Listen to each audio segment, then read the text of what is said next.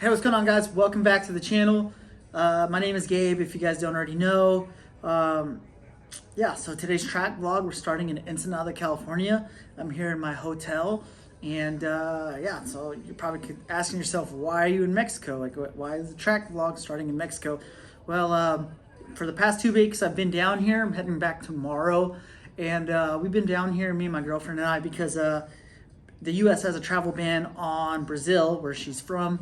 And so she's got to quarantine here for 2 weeks before she can enter the States. So that's why I'm here. Last day though, and I'm itching to get back home and get some seat time. Honestly, I'm excited. So we got Bimmer Challenge. I think it's round 5 or 6. I can't remember off the top of my head, but it's gonna be at Sonoma. So the F80 currently is at RSR getting some major work done to it.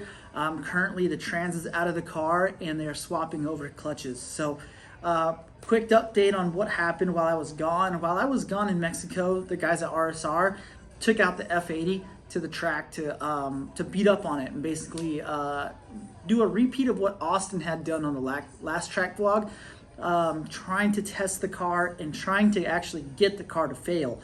Well, the car failed twice in 2 different ways. The car overheated for once, which has never been an issue with that car ever. It has a brand new cooling system in it, and we're literally just thinking that this is just a bleeding issue. Not all the air bubbles were bled out of the system, and that's what caused it to overheat. So that is one thing we're going to take a look at, or they're going to take a look at and handle tomorrow. So they're going to do a full flush on it and bleed it properly. And then secondly, is on the way home, the clutches slipped again. So it wasn't on the track that they slipped. They didn't slip at ACS on the last track vlog, and they didn't slip at Chuckwalla when they took it to the track. But it slipped on the way home when Austin short shifted the car. So basically what happened is what I'm assuming is Austin put too much load on the clutches. I'm not necessarily saying he did it on purpose or tried to damage the car or anything like that.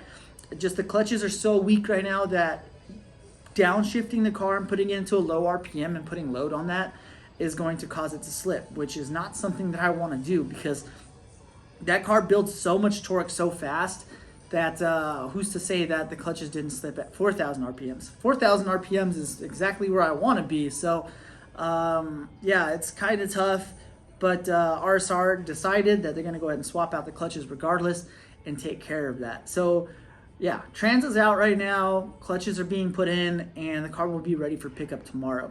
Crazy thing is John from RSR didn't hear about the clutches slipping until Tuesday, which was yesterday. So yeah, 3 days to get a clutch, dual clutch job done. And yesterday they didn't even work on the car. 2 days basically.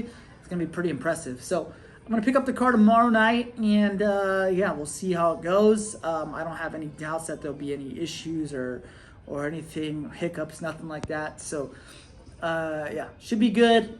Friday, got to swap over the wheels. So basically, got to flip the tires that are on the track set now. I'm running a Toyo RR, which is a tire that you can actually flip on the wheel itself. Gives you a little more life out of your tires. You could probably do twice the events as you could on a tire where you can't flip, like let's say a 3R or a Cup 2 or anything like that.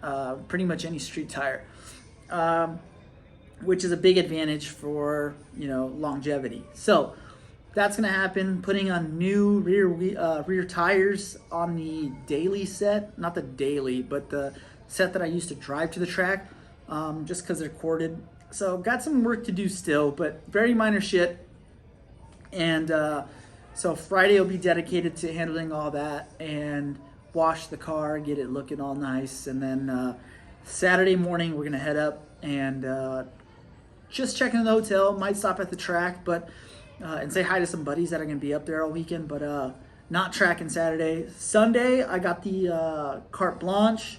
That's basically the basically twice as much track time, I think, from Speed Ventures. So I decided if I was gonna go up there, I'm not gonna do 4 sessions like I did at Laguna Seca. It's quite a drive. I might as well make it worth my while and get enough track time out of it, because Sonoma's a badass track. It's very legendary. It's one of my bucket list tracks, and you know, I've watched races on it since I was a kid. NASCAR I remember watching NASCAR with my uncle, and when they'd go to Sonoma, I think no, they didn't call it that. Yeah, I was gonna say I think they called it Sears Point, but I think that's a different track. But I do remember, you know, watching Sonoma and watching them go up turn 1 and up the hill, and thinking that was pretty badass. So pretty excited for that. And yeah, I will check in tomorrow with you guys when I'm at RSR and see what progress has been made. So yeah, catch you soon. Hey, what's going on, guys? Welcome back. So today is Saturday. I'm going to be heading up to Sonoma here in like half an hour to an hour. And here's the current status of the F80. I just wanted to give you guys an update. Right now, the rear tires are getting swapped out for new rears. The other rears were corded. And now we are going to be running Continental Extreme Contacts, something like that. Can't remember exactly what it's called. But update, clutches were taken out, trans fluid swapped, coolant swapped and bled. I bled it some more last night.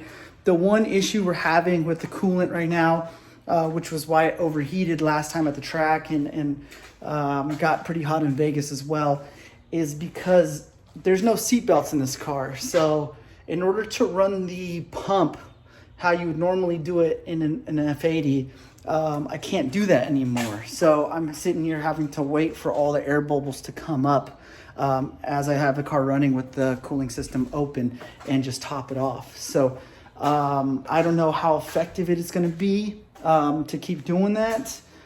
May have to use my buddy Jonathan. He's a master tech, pick his brain and see what I can do. But really, I'm not too sure. So I think we'll be fine. The temps up there in the 70s, so I don't think it's going to be an issue. Cooling will be an issue. But I went ahead and adjusted the rear sway bars. I'll turn this around and show you guys right now.